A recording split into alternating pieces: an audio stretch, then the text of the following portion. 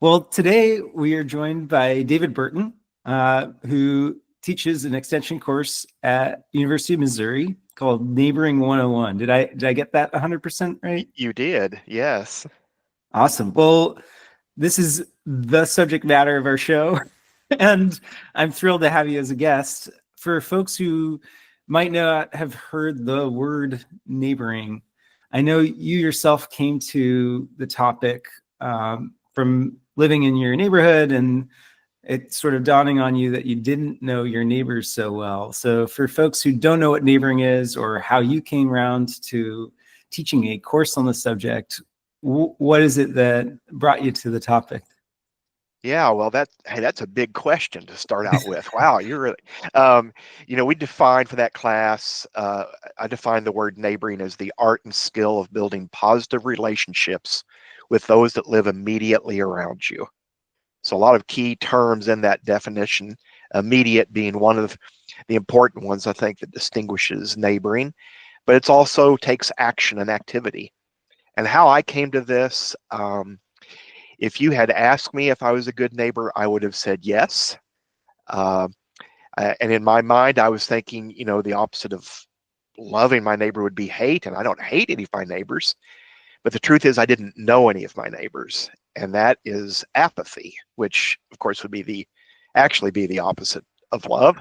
And we'd lived in our home for at least 18 years at that point, and we kind of knew our neighbors when we initially moved in, but then life gets busy and kids come along, and when new people moved in, we just didn't even bother to get to know them. It wasn't that I was rude. I waved at my neighbors. As I always sometimes jokingly say, I did the essentials. I picked up after my dog on walks. I didn't throw loud parties, didn't bother my neighbors. But the truth is, I didn't know any of them. And really, through a series of a couple of conversations and events, I realized that maybe that wasn't the best way to be living. And then someone gave me a book called The Art of Neighboring by Dave Runyon. And I wasn't even done with the first chapter yet. And I was saying, I'm an awful neighbor, because I realized we've been living here. We wave, we're cordial in that way, but we don't even know their names. That's like the minimal starting point, because there's a big difference between seeing a neighbor out and saying, hey, you, versus being able to say, hey, Matt, how are things going? One suggests that you really don't care. The other suggests you want to have a relationship and you know something about them at least. So that was really the setup for me personally as to how we saw that there was a real difference in how we should be living and interacting with our neighbors. And then that, of course, led to changes with work as well, which we can dive into. Yeah, no, I heard like a undertone of the series of events that led you to valuing meeting your neighbors more highly, in just meeting the minimum threshold you describe of knowing their names.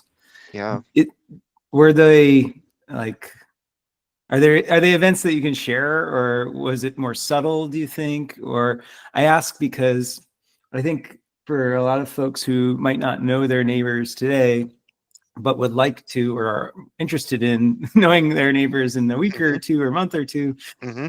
that some of it is a luxury of time and energy that they currently aren't budgeting. So was it, I guess, a series of events outside of your control, or was it a dawning of realization due to a life event or a neighbor's life event? What Yeah. might people look to understand how to overcome that threshold of socializing where they aren't today? Yeah, well, I can dive a little deeper into that story, I guess, and share kind of what it was for me that brought me to that point. And then as I began to explore the topic, what brought me to it even deeper, more realistically. And really, I wasn't, this was not something that was on my radar to look into. Like I said, I already thought I was doing a good job. And the church that we attend in Springfield added the word neighbors to the church mission statement. And literally, there was a sermon about loving your neighbors. And in all seriousness, I left thinking that didn't really apply to me because I already love my neighbors. And again, just thinking I'm leaving them alone, I'm being quiet, I'm cordial.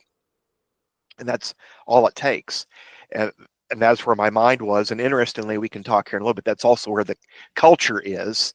From through the studies that we've done, we see that's where the culture is. And literally, we left the next day to go to Colorado Springs, where my sister-in-law also works at a church. And we we went to church with her the following week, and they were kicking off their theme for the new year, which was love thy neighbor. And so I heard a second sermon on the topic, and still I was thinking, okay, but this doesn't really apply to me because I'm already a great neighbor. Who doesn't want to live next door to me?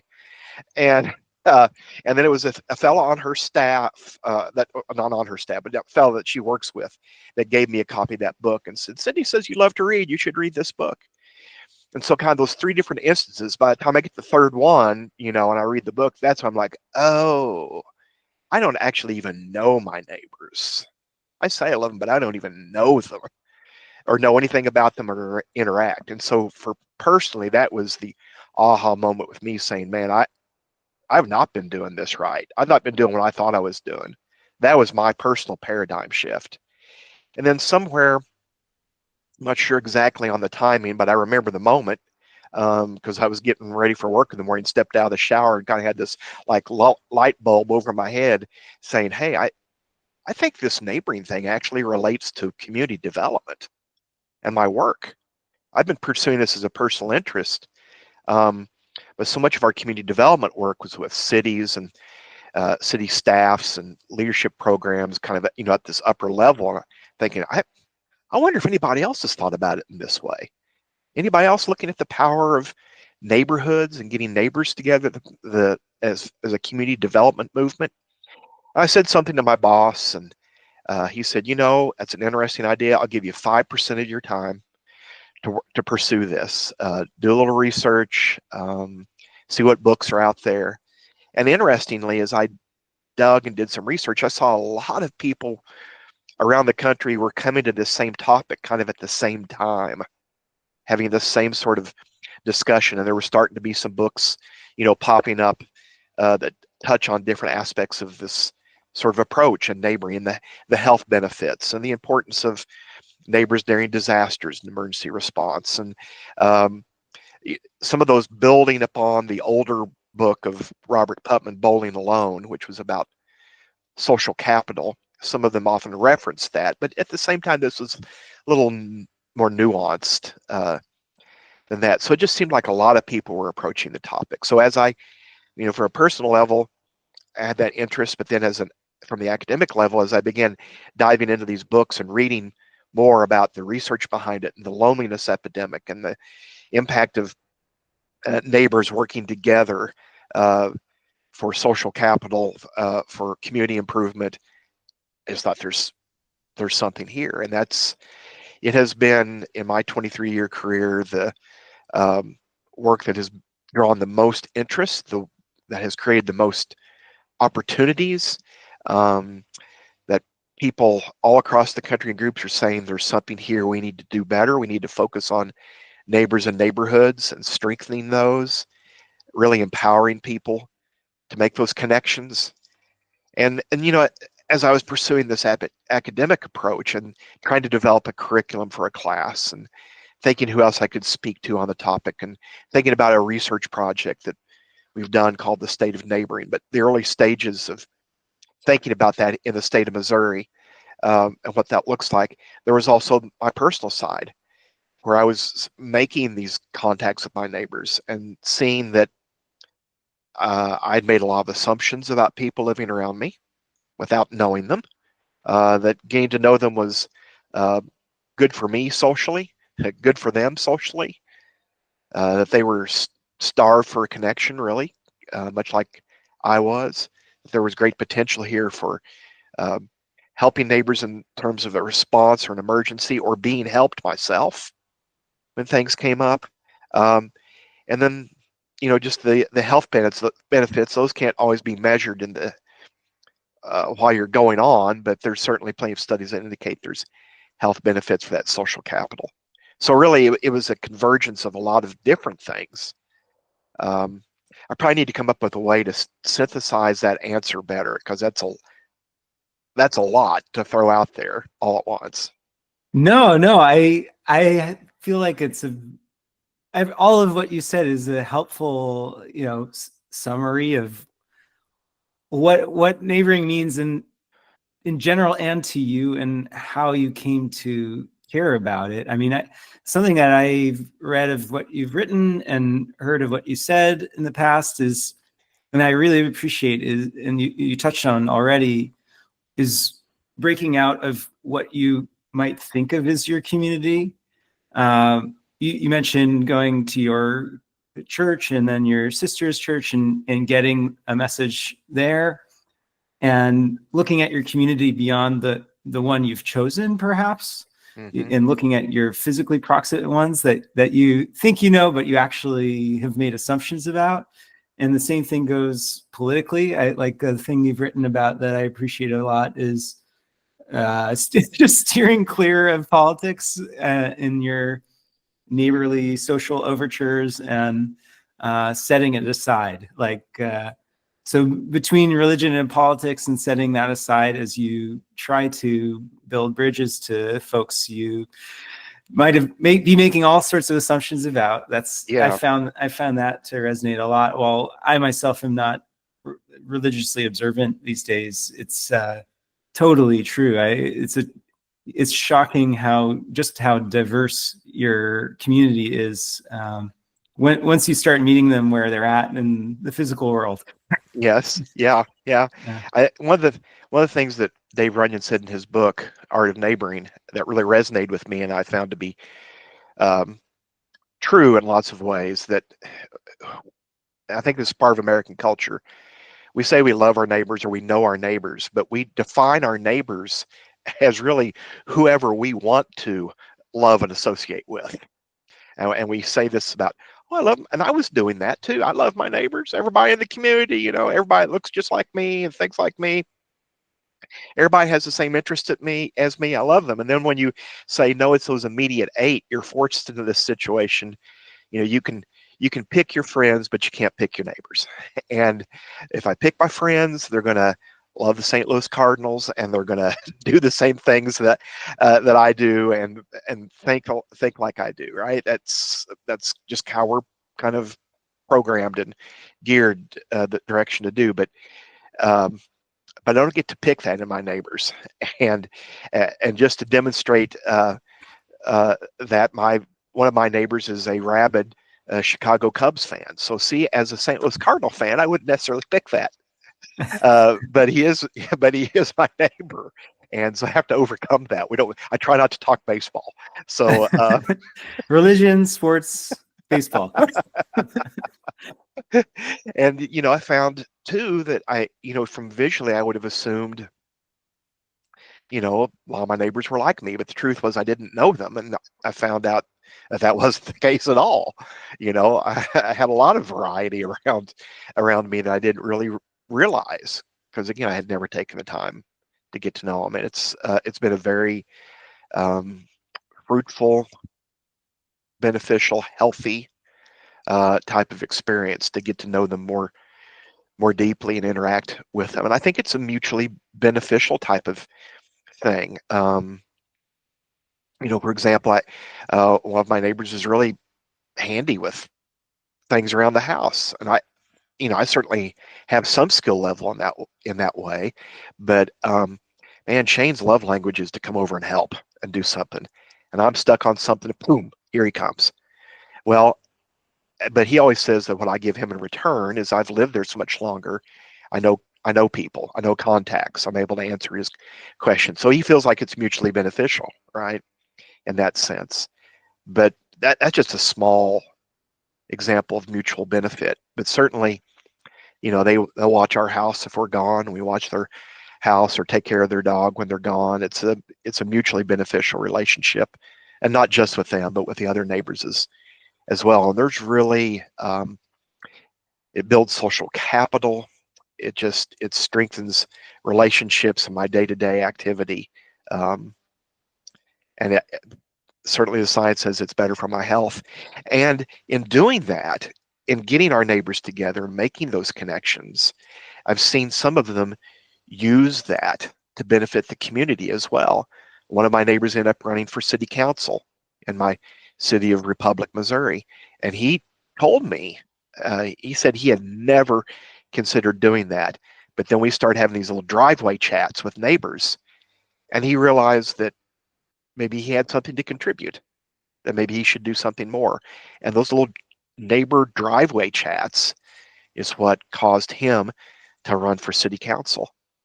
And ironically, for my ward, both of my city council members live within 50 yards of my house, and this happened to them at different times, but they both end up running for council and coming to that through this sort of neighboring movement and encouragement by getting to know some of their neighbors. So they both have that same sort of approach. So see, it can grow your neighborhood and connections, but then it blooms out from there in terms of community involvement. And some of my immediate neighbors have joined with me. We've started a Rotary Club in our town. It's a Republic's almost 25,000 population, kind of the biggest town in southern Missouri without a Rotary Club, and really not a lot of organizations in the town. And we decided we wanted to do something to make further connections and do service in the community. But we never would have gotten there.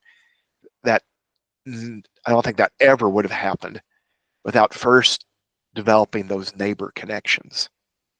Yeah, no, There's big benefits.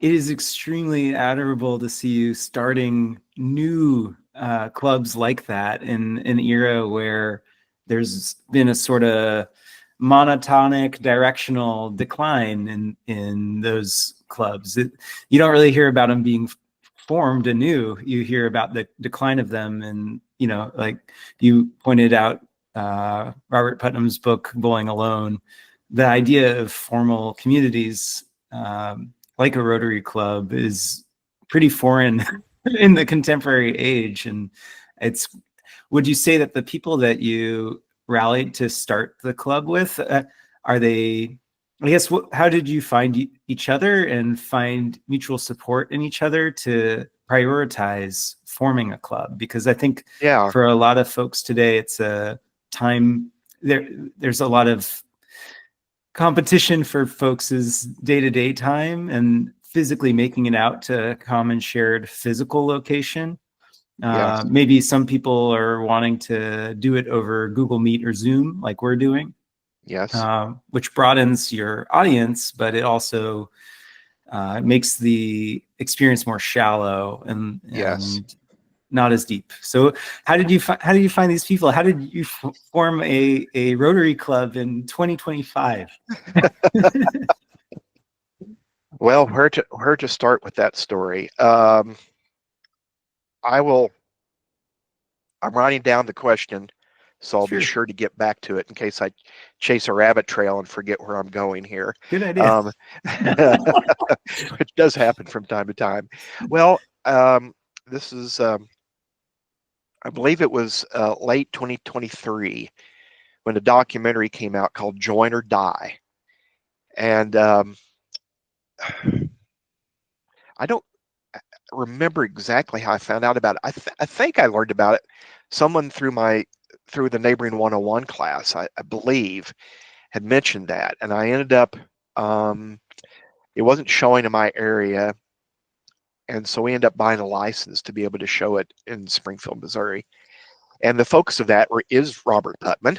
And Pete Davis is one of the directors, Pete's written a book called Dedicated, which I would highly recommend.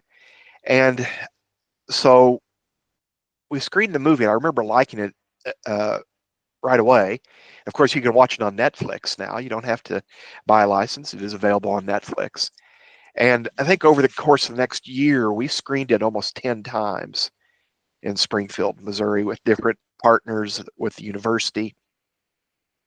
And the whole emphasis on that is about building social capital and starting clubs and starting groups and building connectivity with people and camaraderie through those clubs. Maybe it's a bike club or a walking club or, a lodge or something. And I'd shown it in Springfield a lot, and then I was going to show it a couple of times at the library in Republic, Missouri. And I wanted to be sure we had some discussion afterwards. Um, and I was researching a list to give people to say, these are the things in Republic that you can join. And I realized there wasn't much of anything. Like you said, several of the ones that had been there historically had closed or had stopped functioning. And I had always kind of maybe prided myself a bit on saying, oh, I'm not a joiner. And which I know now in hindsight was the wrong approach to be taking. You do have to balance your time, but you do have to build some connections in some way. So you need to be a joiner of something. Don't make this a universal of never joining anything. But in researching that, finding there wasn't really much in town, and then watching the movies again and being really convicted about it every time I watched that darn movie, that's kind of where I came to it and said, you know, Rotary is not on that list of anything we have in Republic. In fact, nothing like it. Really, only 3 things in the town that person could join, and they all 3 had very small memberships. So really, I invested about 6 months in trying to talk to people about Rotary, trying to find a space for us to meet for free. That was actually a pretty big hurdle to overcome. Just got to convince people of the need. One of the clubs in Springfield has over 100-year history, and asking them to be our sponsor to help with some of our kickoff monies getting started. And so, and then recruitment, I maybe twisted the arm of a couple of neighbors, but beyond that, I made a pretty soft pitch just about making this is going to be available. This is when we're going to start.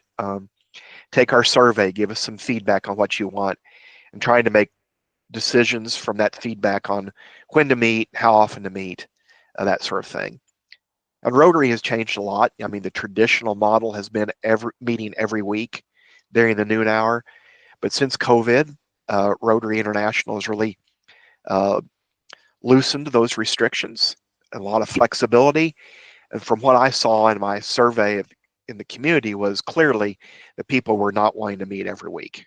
That was too much. It wasn't going to happen.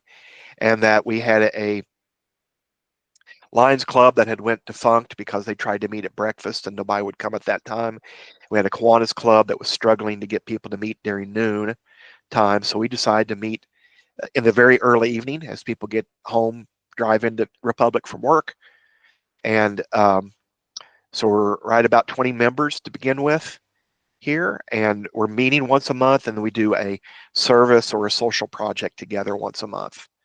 And that's kind of like the bare minimum for Rotary, but that seemed to be where people were at. And I think in time you can build camaraderie.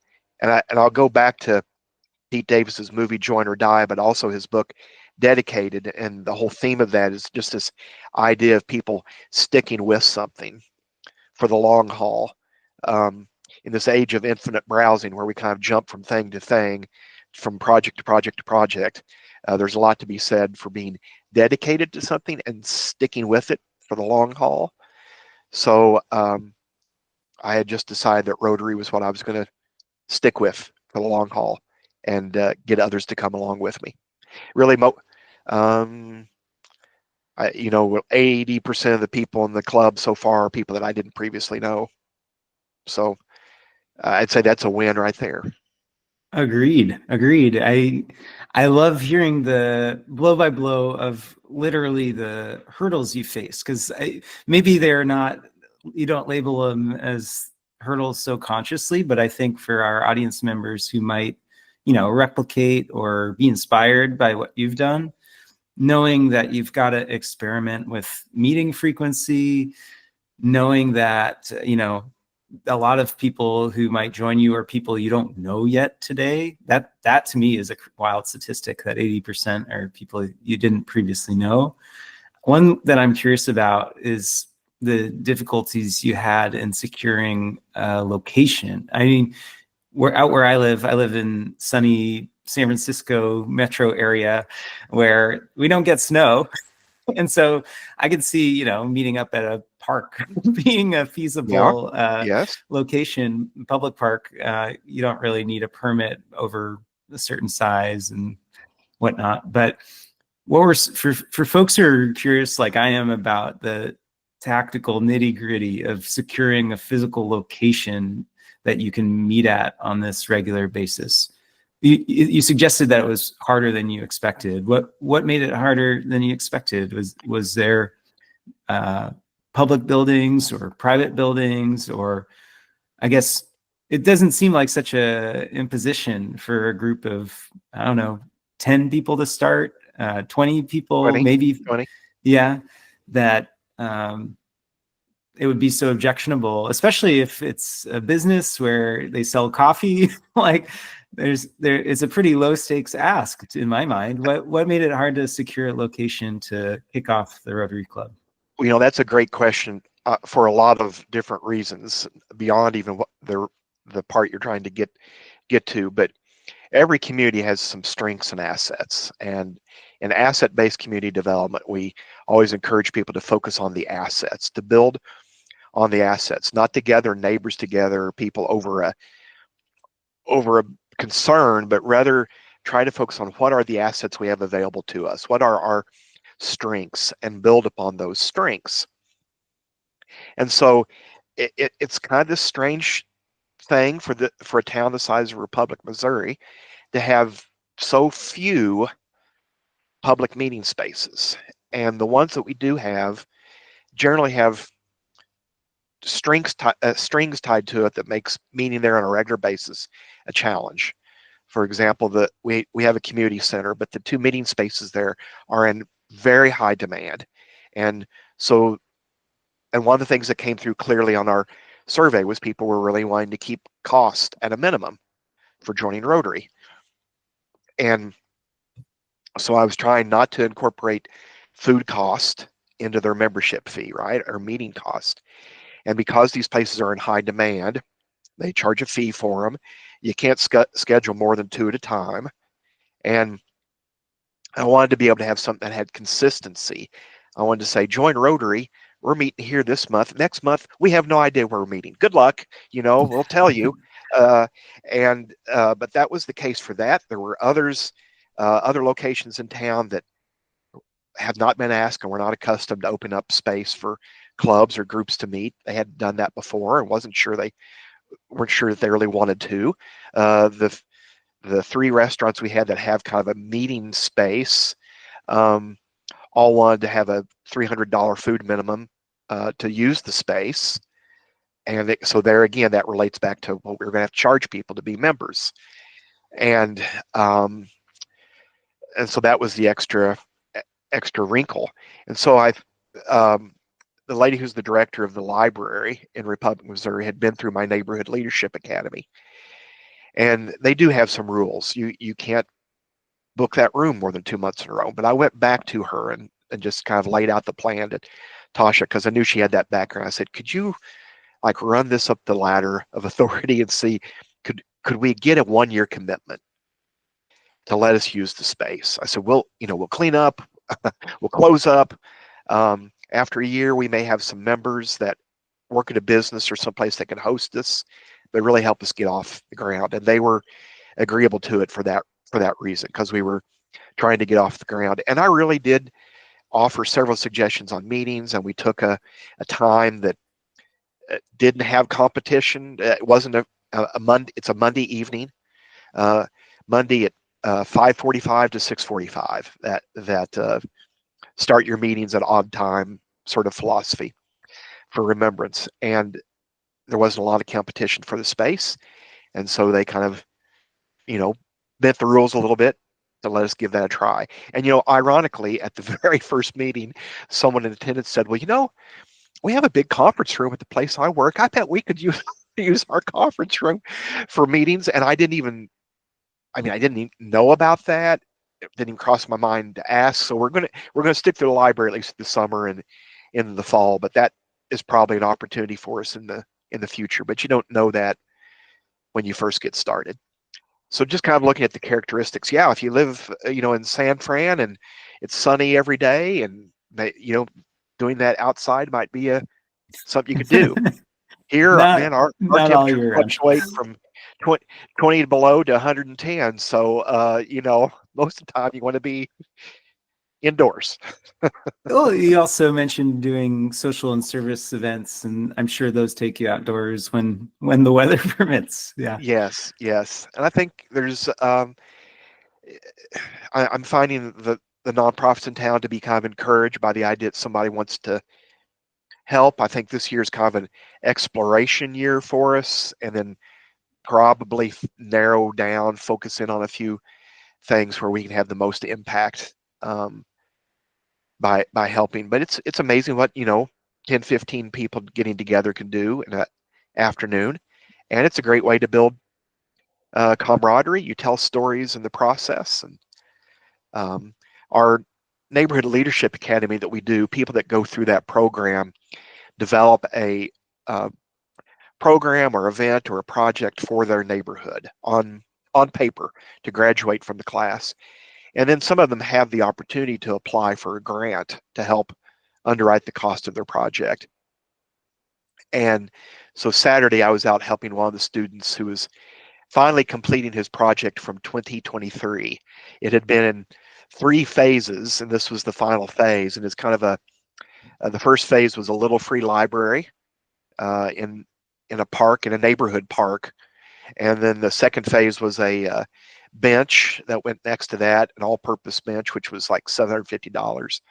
Grant helped underwrite all that. And then the third phase was this pollinator garden, and what really turned out to be really, really nice paver wall border around it, well constructed. And we got that done. Third phase, everybody that participated, the volunteers that he gathered were really excited about it. It's a great asset to the park, and just the camaraderie from working on that project together um, can be really a binding type of experience, and just in 3 or 4 hours of sweat. Totally. Totally. Yeah, no, I love the being outdoor in your physical community. And I say that because I got involved in some ways in local government in the last couple of years, and paying attention more so than maybe voicing myself or advocating for the things I care about. But I've noticed how the location of the city hall and the meetings where they're held is not a very friendly, positive energy environment, just by nature of its architecture and location in the community physically to get Yes. to.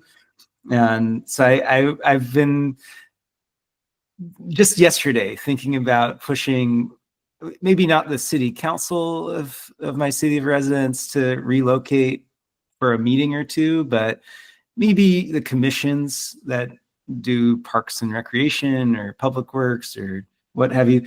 Maybe the Parks and Recreation Commission could hold their meeting in a park, Yes. weather permitting. So I love how these grant backed projects of your students are in the community and not digital, Yes. more vague. Like these benches are permanent, and every time they're gonna walk by it, they're gonna see it. They're gonna see somebody utilizing it. Is just a dream. It feels amazing. It's a Uh, connection for sure. And you said something there, kind of. Uh, well, now I may have forgotten the moment.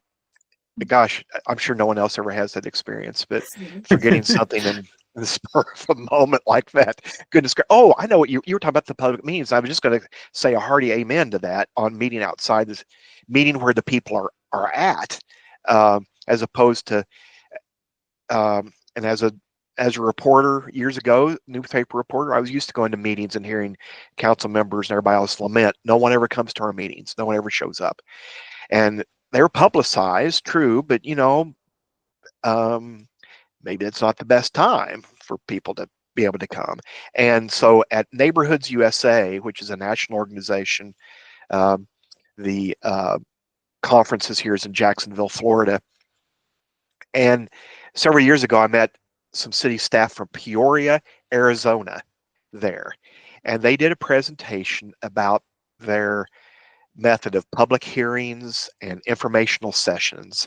They don't hold them at the city hall. They actually hold them right there in the neighborhoods where this particular decision is going to impact.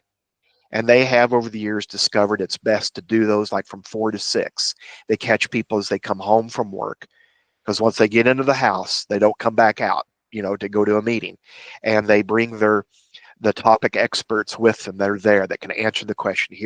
Here's what this road change is going to look like. Here's why we're doing this.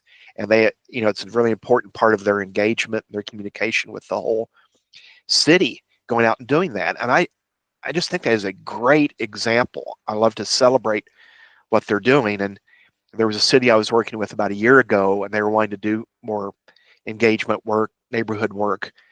And that was one of the first things I brought up. There was a project that was being built in town that was a little, for some people, controversial. And it was a roundabout. So let me clarify what type of controversy we're talking about here. And so, let's have that public meeting, where the people are at. If it's the neighbors that are close to that, let's take the city van, let's take a tent, let's have the conversations right there where they're at. And the city people are like, are you crazy? We wouldn't want to do that. We're just going to get yelled at. They're just going to be mad at us. And so there's certainly a real tension there. And I understand they don't want to spend their whole day getting yelled at. But if the purpose is to inform people and engage people in the decision or in decision making, then let's not play hide the nut under the shell and move the shells around or make it more difficult. Let's take it to where people are at and have those conversations. If that's really what we intend, if engagement is really our goal, let's take it to where they're at. Seems to me. Yeah, no, totally. I think that virtually every local government in America would love more engagement in their public meetings, maybe not at the expense of longer meetings, but Yes. there is a fear, I think, in local government that they're not getting. The reality is they are not getting representative feedback, and they know it, and they don't like it, and elections are not the best time to get the feedback. I mean, if a elected could make a different decision based on what they have failed to understand about their constituency, a lot of them probably would make different decisions, but due to the failure of outreach, like you're describing, or the fear of interaction, they avoid it or are Yes. ignorant of it. Yeah. And I hear some of them, are a little scared off by the interaction, the comments that get made through Facebook post. And I do remind people that's not a good gauge necessarily of what your public is thinking, because I do know some specific examples of people that have multiple Facebook identities, and they post more than once on the same thing while they live in the basement of their parents' house. And so that seems to drive some of the fear of doing this type of engagement. But I think if this would be counter the opposite of the free-for-all that happens in the comment section of Facebook, going out there where the people are that are going to be impacted by this, right? And really, you're not having someone come from out of state and make a comment, that stirs everybody up. You're having those people that are truly impacted by the decision that's being made and get their engagement. So it's really a better quality of engagement too, I would argue. But it does take some effort, and it does take a different mindset to be willing to do that. And I think many cities have gotten comfortable with sitting in an empty room and voting. I think they've gotten very comfortable with that. Yeah, no, we don't have to over-index our conversation on local government, because I know that is a topic. Like, that is an immense topic, and you've alluded to some of the types of toxicity or online I'm online monologues that can really sow divisions, and create fear around who is out there in the community, Yeah. who might well be, lonely and not feeling heard, and maybe they're maybe they're drunk when they're writing it, maybe they're having a real bad day. Yes. um, Yeah. but the topic I'd love to steer to about Neighboring 101 and the course you've been putting on through University of Missouri over the years. I've loved your classes sort of panel discussion style, Yeah. and I've been really enjoying the variety of guests you've had on. For our audience that haven't seen the course recorded, all of these are recorded and on YouTube for our audience members if you all Yes. want to check it out. For folks who haven't seen it before, if you could give them a pitch on like the range of topics they can expect to watch if they go check it out. I know you've had a very wide range. For one, you had on the director of the movie Join or Die. I watched that really recently. But there's folks in the placemaking space, mobility. What are sort of the topics that you find and the guests that you find most align with this subject matter of neighboring? Yeah. I always usually say at the introduction that it's Neighboring 101 is where we bring together guests and individuals that are interested in doing work in their neighborhoods that has a positive impact on the community. And we apply these lessons of neighboring to our individual lives and to our professional experiences as well. It's both.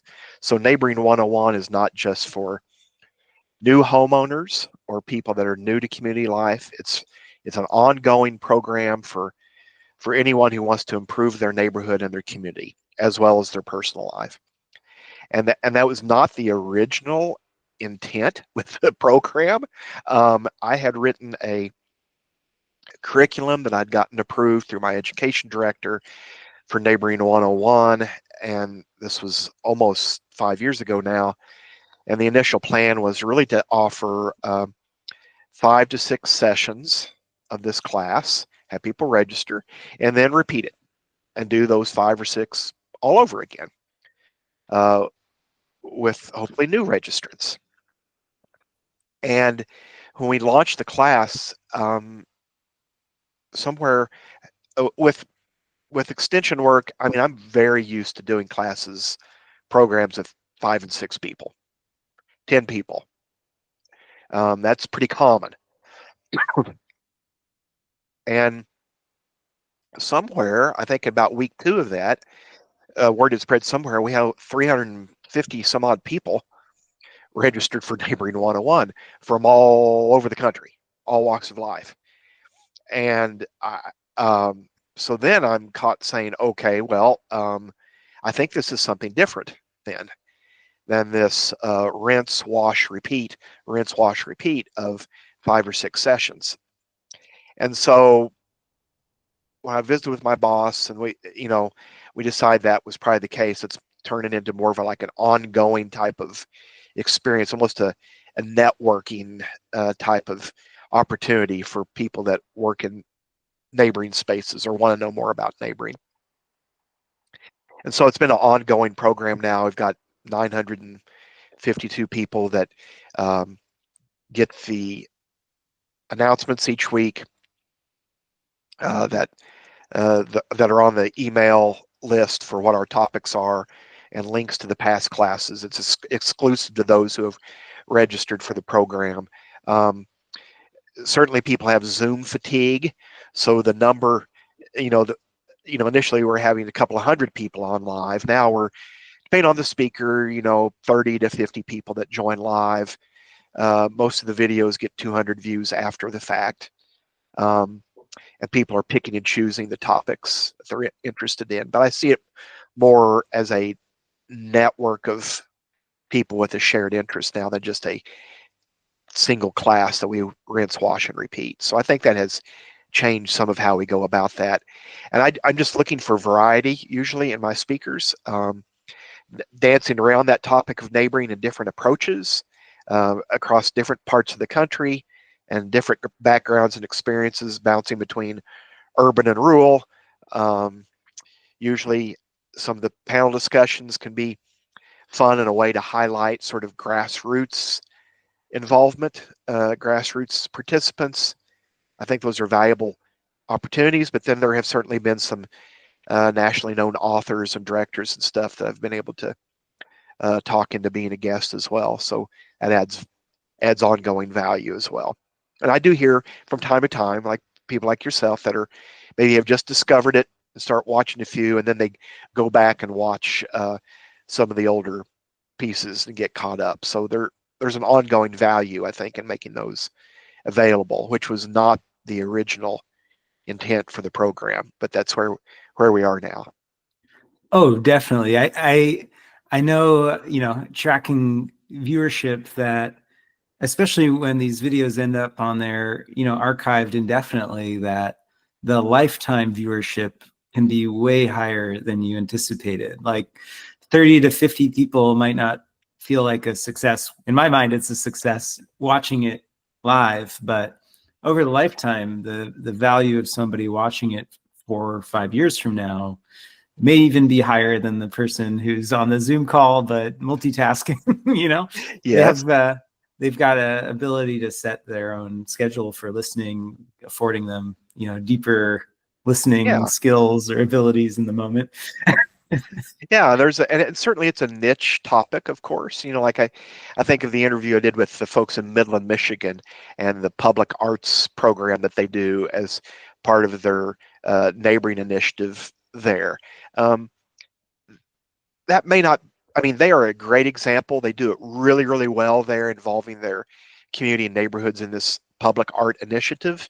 But that's not a topic that's going to be of interest to everyone, right? It's certainly a niche thing, but I love being able to share their story out to people that have that interest, and I know it has spawned some other similar efforts. People that were looking for information on doing something like that, and they were able to use that model. So there's certainly value in that and how it's had a positive impact.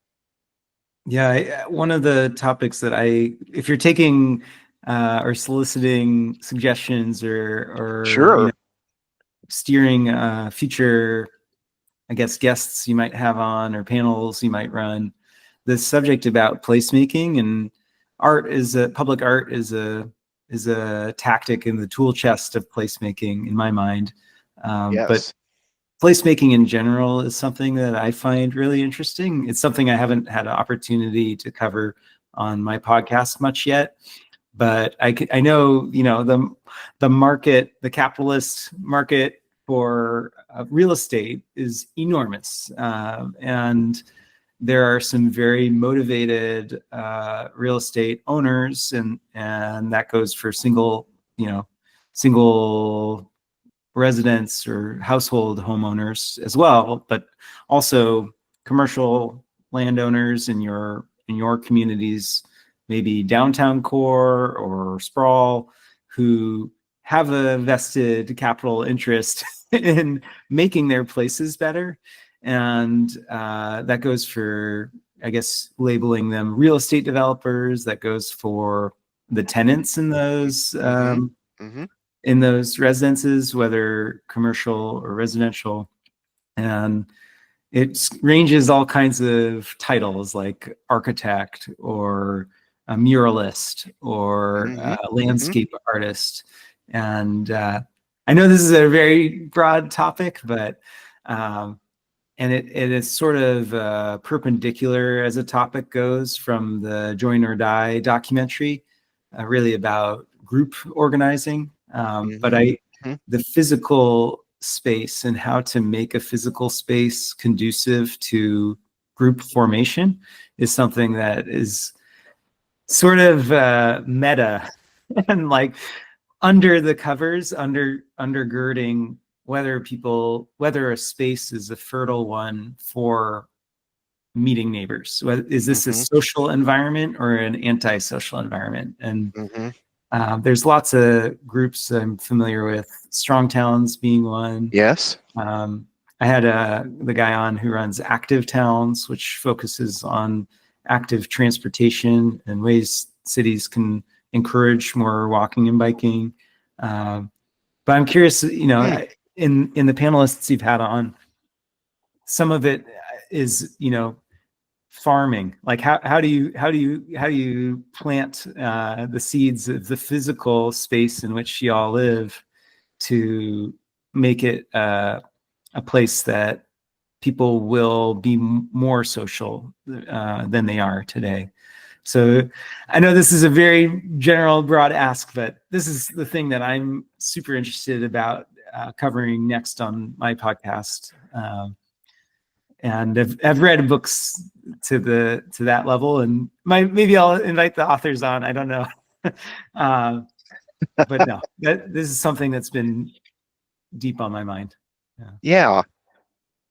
Well, certainly Melody Warnick, I think, is a great conversationalist, broadly on this subject, and has written a couple of really good books along the topic.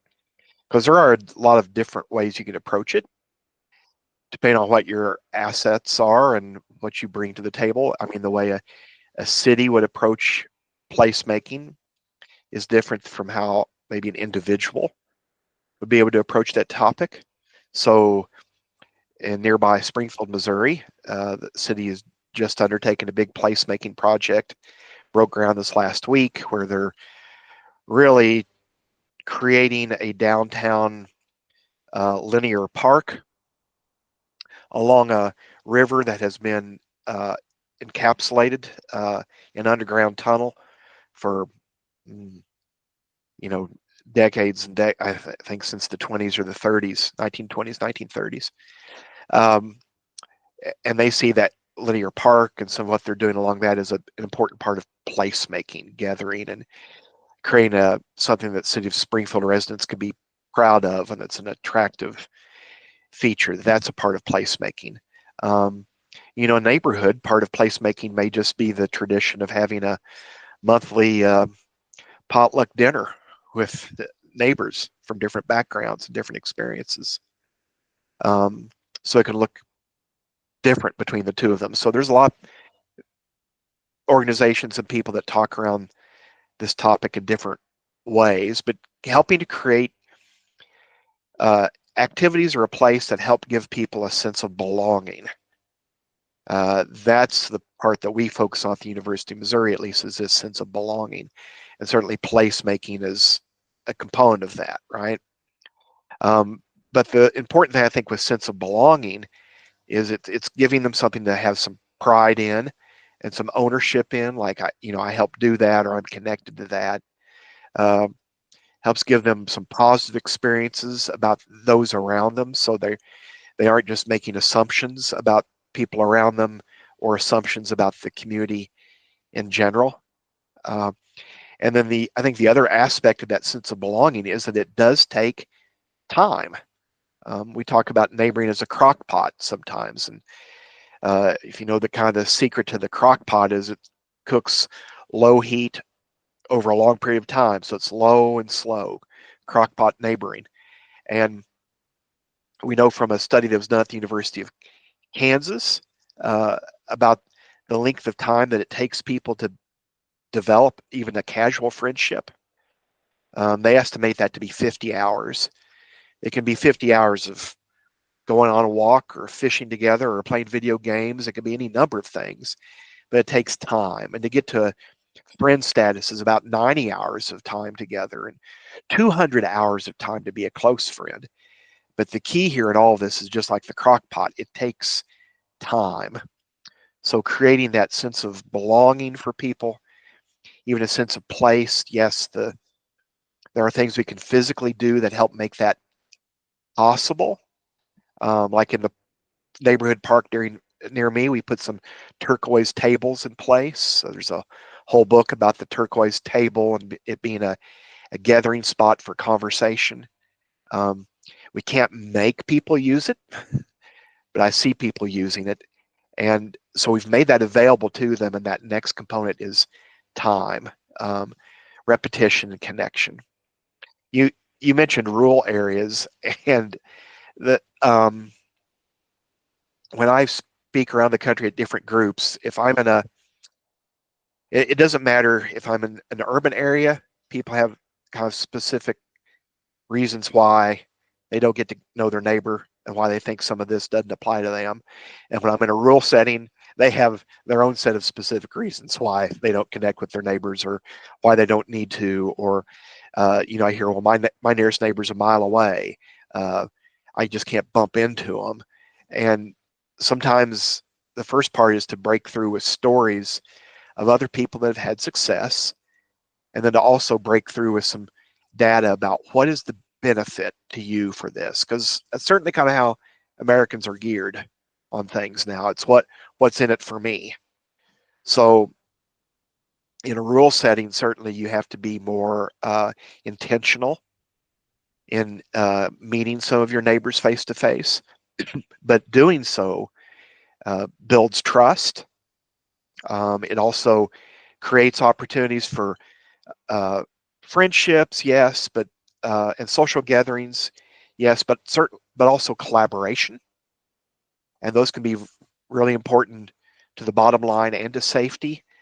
Um, Building that trust among rural neighbors kind of encourages the sharing of resources, equipment sometimes, and it also reduces isolation, which can be a serious challenge on daily farm life. But we know that a strong sense of community enriches the daily life on a farm. So there's application for getting to know your neighbors and importance of it in urban and rural settings alike. But you do have to be intentional to take those steps, and it does take time. It's a process. Makes sense. Yeah. No, it wasn't on my mind so much this gap, not gap. Let me say like a spectrum. I should say spectrum of how different neighboring looks by residential density. Mm-hmm. Um, Mm-hmm. the amount of noise pollution you might have in your neighborhood, the frequency with which you see people Mm-hmm. definitely is on a spectrum based on where you reside. And I could see that audience members of Neighboring 101, students of Neighboring 101, have a very diverse set of experiences that they're bringing to how they interpret some of the coursework that you all present or that your panelists are talking about. Is that a very noticeable thing with some of the talks that are given? Is that some of the learnings or lessons are more applicable to more urban communities and some are Yeah. more applicable to lower density, more rural communities? I would say on the surface level, the answer to that is yes, there are. But oftentimes, if you dig down through the details, it really has application in both settings. But sometimes you just have to dig and look for that a little bit. I think about um, Mike Mather, who is an author, hmm, who I've just suddenly forgotten the name of his book. Uh, but it'll Oh, dawn on yeah. me here. It'll hit me here in just a second. You know how those things are. Uh, but Mike was in a very very urban setting and running a neighborhood nonprofit and trying to involve the in community with that.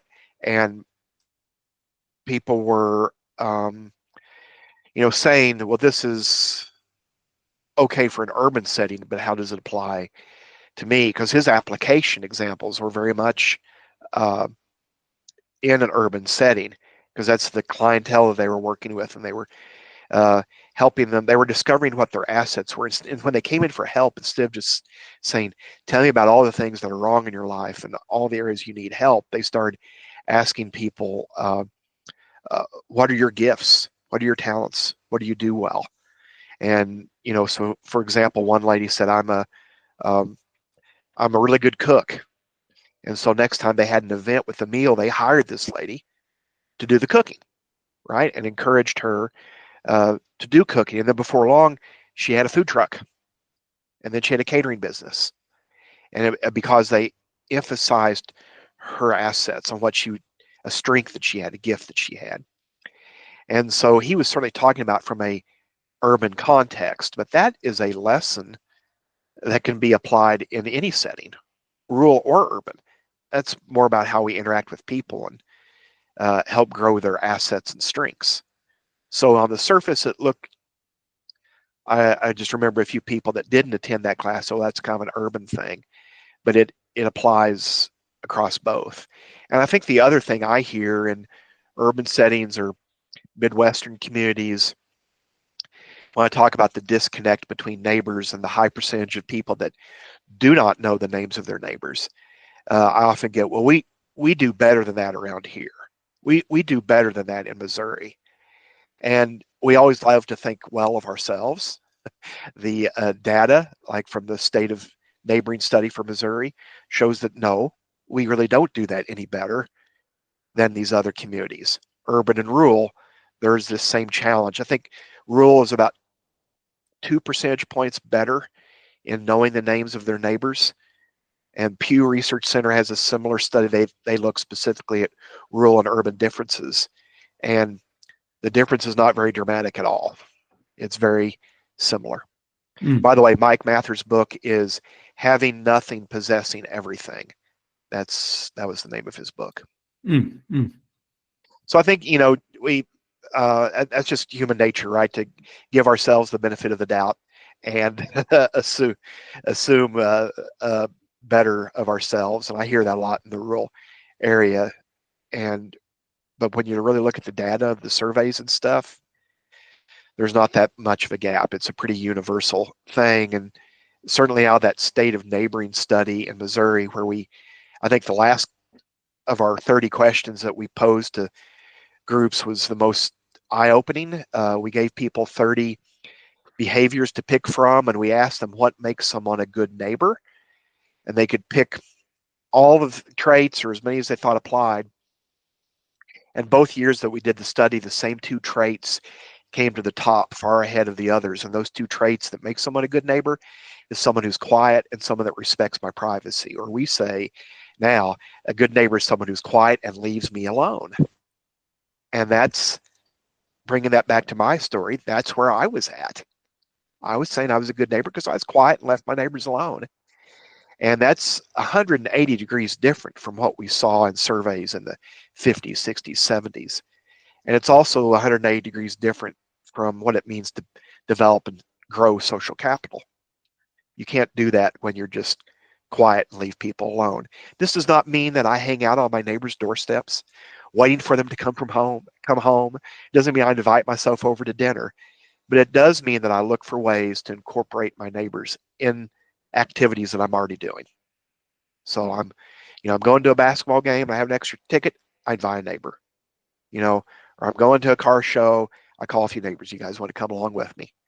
Involve neighbors in stuff you're already doing. You're grilling for dinner tonight, grilling hamburgers, maybe you can put 2 extra hamburgers on and invite some neighbors over. Doesn't have to be a big block party. Doesn't have to be this special activity. It just means incorporating and doing life together and stuff that you're already doing.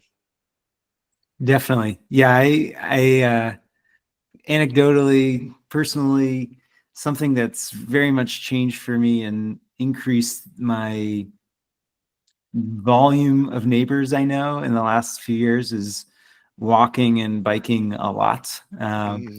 My job affords me the ability to work from home, so I just have the luxury of spending that much time in my neighborhood physically rather than commuting to a far-flung distant location where the only people I interact with are coworkers or staff members. So I'm afforded that luxury, and the walking and biking aspect for me is a big click, I guess is the word I'd use. It was a big click for me that I started walking and biking outdoors, and every time I'd be outdoors, I'd see the same person or people. And now it's rare that I go out and don't see somebody I know and stop. It's such a I didn't have this pleasure 10 years ago of leaving the house optimistic that, oh, I should be looking out for some face I recognize, or somebody Yes. might call out my name. Like that is Yes. an Yes. unbelievable luxury that I have had. It clicked for me in the last couple of years, and that's really what I hope our audience members think about is, yes, being a good neighbor on the surveys is being quiet, keeping your nose out their household. But the reality is there's nothing more rewarding than leaving your residence and being optimistic that there will be people that you may know and that you may not know yet that are rewarding, and a reason to leave the house. Yes. Yes. There's a book that I read when I was, researching this topic so deeply and grabbing hold of everything I could find. And the book's actually called the Neighboring Church. And the question it poses at the beginning of that is, if your church was to close down this week, would anybody in the neighborhood or community miss you? Mm. And which is a powerful question for congregations to ask, but it's also a powerful question for us to ask as individuals. If I were to move out of my home, if I were to move out of this neighborhood, would anyone actually miss me? Would anyone even notice? Mm. And if the answer is no, they wouldn't notice and no one would miss me, then that is an indicator right there, right? That I need to do more to build my social capital and my connections for my own heart, for my own benefit, but for the community as well. We need that connections. We need those connections because it creates trust, and we have trust, we're more likely to participate in our democracy, in our community, making it a better place for everyone. But we have to have that trust, and we're pretty short on trust because we don't know each other. And it can start right in your neighborhood. It can start with you. Definitely. Well, maybe some homework for audience members is I'd love to give people a little homework, which is meet one person. Learn one person's name. Yeah. I think setting the bar there is a reasonable and a powerful action you can take. That just one person. That's all. Yeah. Yeah, absolutely. The benefit of meeting one person, maybe building a connection with them, is that if you decide to do an activity or decide to do something, you have somebody you already know that can join in with you on helping make that happen. And it's always a lot better if you have someone working along with you on something like that. So yeah, start with one. I always say learn your neighbors' names, use your people, learn your neighbors' names, use their names, and then throw a good party. So 3 steps right there. Heck yes. I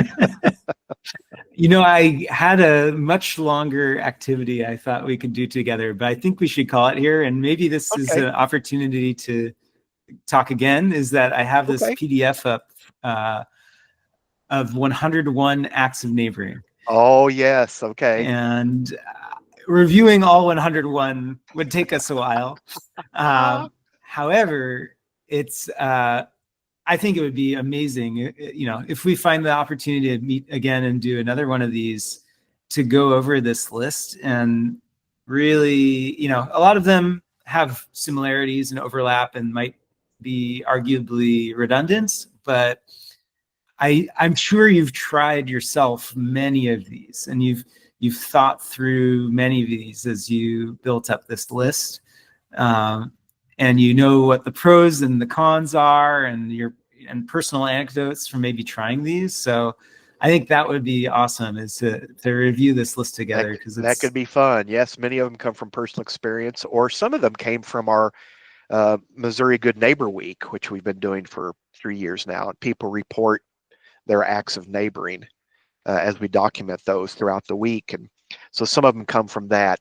I've got a revised document that I'm working on that's being peer reviewed, but it's that same sort of idea, but the 101 ideas are kind of grouped into categories. So it's a little easier to make sense of that list. And I think there is some duplication in there. So I should get you that newer document, that newer draft document to you. And to look Please, at. please do. Please do. We can do another episode on it. Okay, that would be fun.